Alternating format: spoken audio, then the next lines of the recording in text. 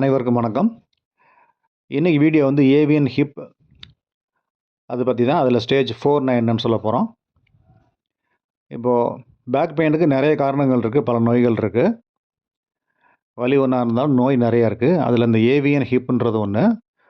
Vascular necrosis of hip. இப்போ வந்து இந்த இந்த நோய் வந்து இப்போ சமீபத்தில் இந்த கோவிட்க்கு அப்புறமா அதிகமாக இருக்குது. அது காரணம் என்னன்னு பார்த்தீங்கன்னா, கோவிட் வந்த பேஷண்ட்ஸுக்கு வந்து ஸ்டீராய்டு தெரப்பி கொடுக்குறாங்க. அந்த ஸ்டீராய்ட்ஸ் எடுக்கிறதால ஏற்படுற பக்க விளைவாக வந்து இந்த பிரச்சனை வருது. என்ன ஆகும்னா, இடுப்பு மூட்டு, பந்தியின மூட்டு அது அஃபெக்ட் ஆகுது.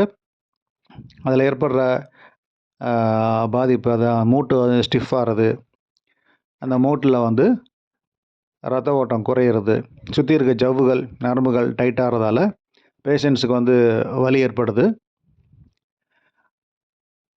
இந்த வாஸ்குலர் அப்படின்னா ரத்த ஓட்டம் குறையிறதால ஏற்படுது அப்படின்னு அர்த்தம். இப்போ பார்த்தீங்கன்னா, இதில் ஸ்டேஜ் 4ல் இருக்கிறதே ரொம்ப எக்ஸ்ட்ரீமானது ஸ்டேஜ் 4 தான். அதோட ஒரு சில பேஷண்ட்ஸ் தவிர பெரும்பாலானவங்களுக்கு ரத்த ஓட்டம் குறையிறது கிடையாது. இதுதான் உண்மை.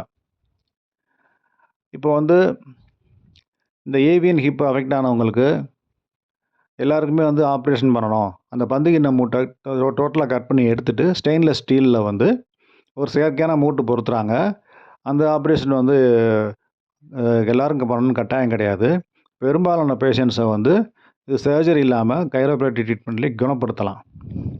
சில ஹாஸ்பிட்டல்ஸில் வந்து பேஷண்ட்ஸுக்கு வந்து இது மாதிரி மூட்டு தேஞ்சிருச்சு, மூட்டு அழுகிடுச்சு, இந்த மாதிரிலாம் நிறைய சொல்லி பயமுறுத்துறாங்க. அப்படிலாம் கிடையாது.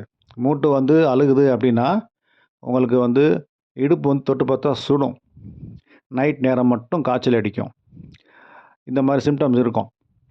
இதுதான் இன்ஃப்ளமேட்டரி பேத்தாலஜிக்கான சிம்டம்ஸ். அந்த மாதிரி பேஷண்ட்ஸ்க்கு நிறைய இல்லை. ஸோ ஆப்ரேஷனுக்கு அவசியம் கிடையாது. அதே மாதிரி பார்த்திங்கன்னா, ஸ்டீராய்ட்ஸ் வந்து ஸ்கின் ப்ராப்ளத்துக்கு எடுக்கிறாங்க சிலர், வேறு நோய்களுக்கு எடுக்கிறாங்க. அவங்களுக்கும் இந்த ஏவியன் பிரச்சனை வருது. அதுவும் வந்து ஆப்ரேஷன் இல்லாமல் குணப்படுத்திடலாம்.